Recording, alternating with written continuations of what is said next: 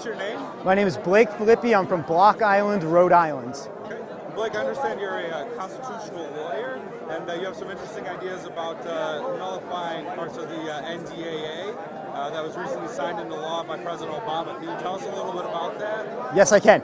So there are numerous portions of the NDAA which we feel are unconstitutional.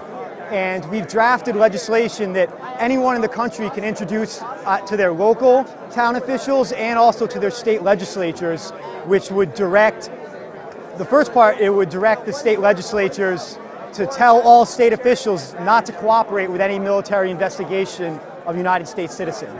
And the second portion of it goes one step further and says that any detainment of a U.S. citizen by the military is an unconstitutional act. Not an unconstitutional act, excuse me, an illegal act under state and local law. So some of the people that are watching this at home might remember from their high school, social science class, or whatever, that federal law overrides state law. How would that work? Okay, well, the first provision of our legislation is a directive to state and local officials not to cooperate with a military investigation of a U.S. citizen. The Supremacy Clause would not override that portion because federal officials cannot force state and local officials to act.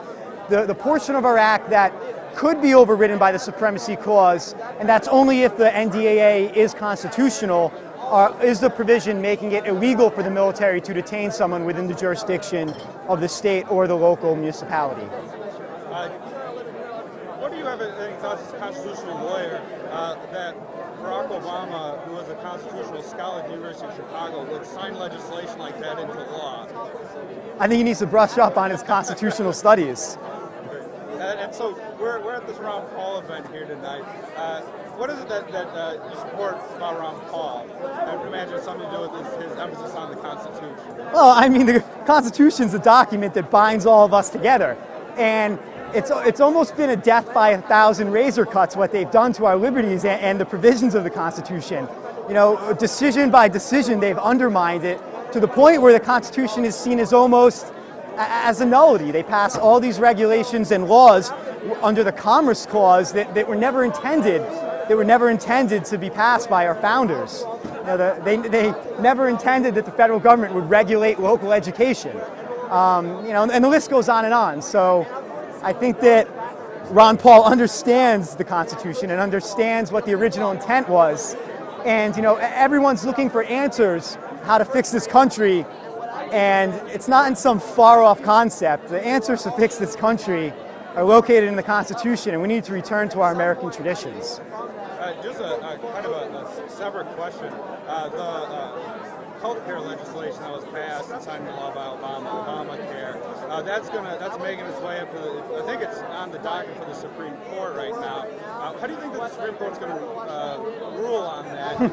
just speculating. We might not even know. Well, if I were on the Supreme Court, I would say the Commerce Clause does not allow the federal government to force someone to buy health care. You know, the argument for the constitutionality of the Health Care Act, the forced purchase of health insurance, is that by not purchasing health insurance, you indirectly affect interstate commerce, and therefore the government has the ability to regulate you, to force you to purchase health insurance. If I were on the Supreme Court, I'd say that's crazy. But the Supreme Court has come out with numerous crazy decisions in the past, and you know, there's one swing vote that's going to decide it. Do you have a timeline for when this model legislation might be released? It's drafted.